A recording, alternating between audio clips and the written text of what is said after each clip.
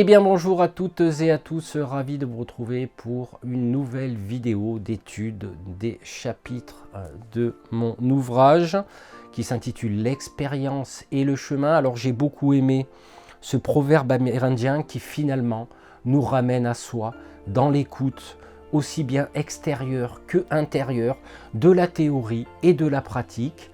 Et l'expérience pratique en ayant pour base la théorie permet d'équilibrer ses forces. Et il est important, à mon sens, si par exemple quelqu'un fait une conférence sur un sujet, il est important pour lui et pour les autres d'être en adéquation avec ce qu'il a étudié et non pas déblatérer des théories nébuleuses alors qu'il n'a pas pratiqué. J'appelle ça personnellement de l'imposture. C'est pour ça que dans tous les lives auxquels je participe, dans toutes les interviews, comme que ce soit sur la chaîne Révolution Canapé ou sur les lives de Julie et Lilou, je précise bien que je ne vais expliquer que ce que j'ai expérimenté, ce par quoi je suis passé, comment éventuellement j'ai résolu ce problème, car tout se fait dans l'expérience sur le chemin humain qui va nous permettre de se dépasser, de sublimer, de transmuter un petit peu tout ce que l'on traverse. Alors, il est clair que cet ouvrage est une introduction, est une porte pour certains à l'étude ou l'ouverture de la spiritualité. Pour ceux qui sont sur le chemin, ça sera éventuellement une complémentarité. Et pour les confirmer, tout simplement de voir que l'on n'est pas seul, qu'on partage potentiellement une vérité universelle, un partage d'expérience qui se fait bien sûr sur différents plans, mais qui nous rassure sur le fait que l'on ne soit pas seul. Donc cet ouvrage, j'ai voulu le limiter, ne pas aller trop en profondeur. Ça fera peut-être l'étude d'un second ouvrage où là, effectivement, on rentrera un peu plus dans l'essence même de ce chemin. Et j'avais envie de parler de cette expérience et cet encouragement que la vie nous donne quand on est sur le chemin ou alors qui nous met des petites tapes pour se redresser et continuer. Mais pour cela, on a besoin aussi en tant qu'être humain d'être encouragé dans ce voyage intérieur.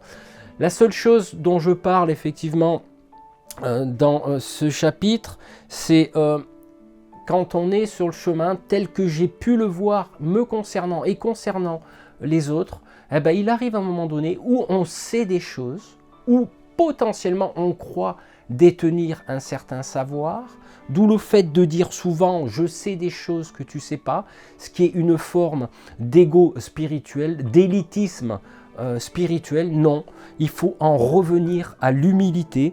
C'est pour ça que j'avais envie de vous lire un petit passage qui est un sous-chapitre qui s'appelait « Le feu des projecteurs ».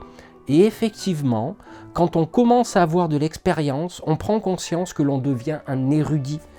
Cela veut dire que vous pouvez apporter à l'autre un éclairage particulier sur votre vision de la vie matérielle et spirituelle. Malgré ce cheminement positif, l'enfer est toujours pavé de bonnes intentions. Cette étape est non dépourvue de danger et l'ego spirituel peut surgir.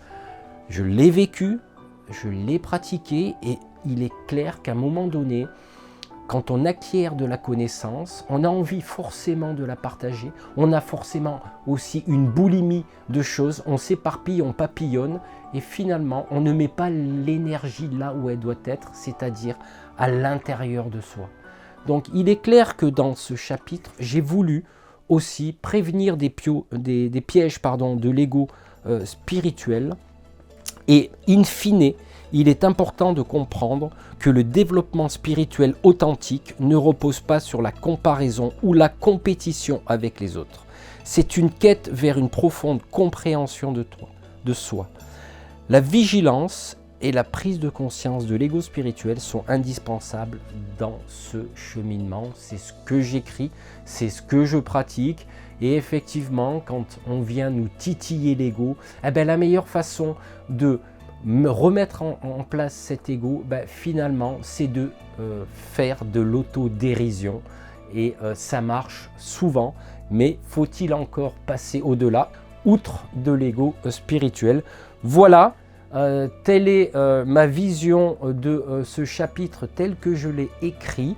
Et puis plus tard, nous étudierons un autre chapitre qui est tout aussi important, qui est le chapitre 8, faire ce qui est juste et selon son concept intérieur. Voilà, sur ce, je vous souhaite une bonne journée ou une bonne soirée et vous dis à très bientôt pour une nouvelle vidéo. Au revoir.